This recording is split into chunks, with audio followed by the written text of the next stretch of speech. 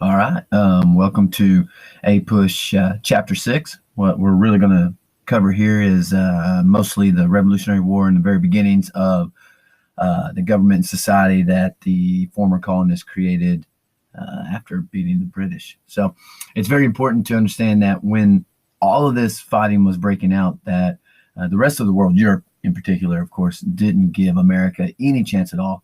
The British was simply the giant that America is today is what Britain was then. So it was no one could imagine the colonists bringing down that might.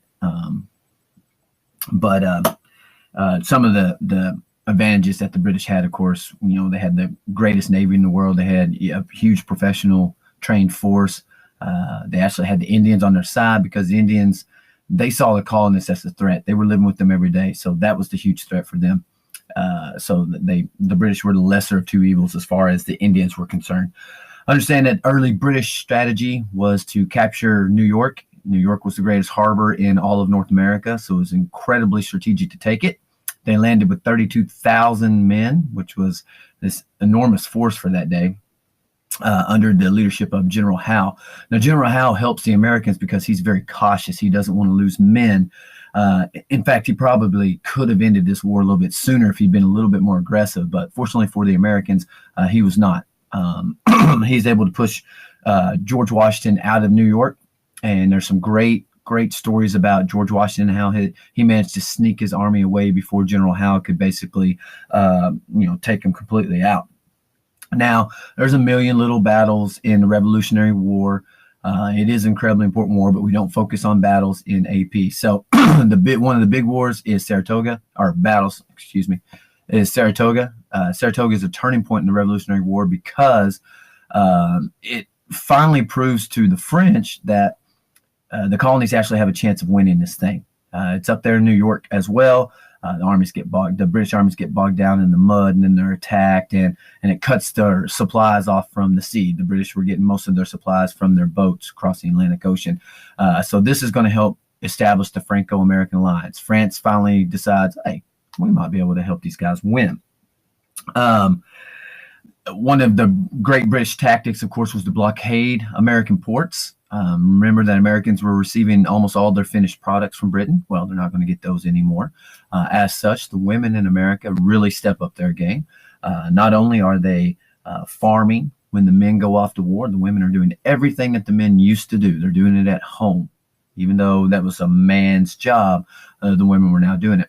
But they were making homegrown tea. They weren't drinking. Nobody was drinking British tea anymore. They were making their pants and the clothing for their people. When once upon a time, all these things came from Britain. So the women step up, and that's really going to, help lead into a women's rights kind of thing. They're going to piggyback off this liberties and all that stuff. So understand that the war was very divisive. That there were many, many, many people in America that didn't want to break away from Britain. It'd be like people wanting to break away from America now. Many people wouldn't support that. So the Patriot government struggled to raise armies. It was hard to convince farmers to leave their farms to go fight for a cause that didn't really mean a whole lot to them. One master is much the same as another as far as these farmers were concerned. So it was kind of hard to enlist their aid. Also, by the time 1777 rolls around, most of the time these battles wars weren't fought in the winters. Winter times were pretty harsh, so they tended to cease activity in the winter. So 1777, George Washington is going to have his winter camp at a place called Valley Forge, Pennsylvania. One of the worst winters on record. He's going to lose about 3,000 of his 12,000 men there due to the exposure to the elements and malnutrition. He's also going to endure a smallpox epidemic there, where he actually steals some African secrets and inoculates his men from smallpox and pretty much saves the day. It's a fantastic story we'll talk about a little bit more in class. As for France and America and that alliance, understand that it's an unlikely partnership.